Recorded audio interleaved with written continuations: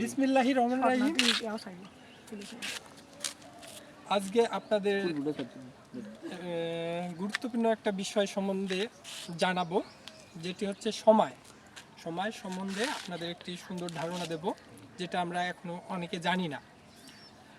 তো শুরু করছি, যেটা 8 সেকেন্ডে হয় এক পলক, 4 মিনিটে হয় এক ক্ষণ এবং 16 মিনিটে হয় এক নিমেষ, 48 মিনিটে হয় এক মুহূর্ত, 3 ঘন্টায় হয় এক প্রহর এবং 8 প্রহরে হয় এক দিন, 7 দিনই হয় এক সপ্তাহ, 15 দিনই হয় এক পক্ষ এবং 30 দিনে হয় এক মাস, 12 মাসে এক বছর এবং 12 বছরে এক যুগ।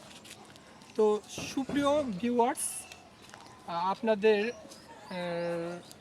যদি কোনোভাবে এই ভিডিওর মাধ্যমে উপকার হয়, অবশ্যই চ্যানেলটি সাবস্ক্রাইব করে রাখবেন।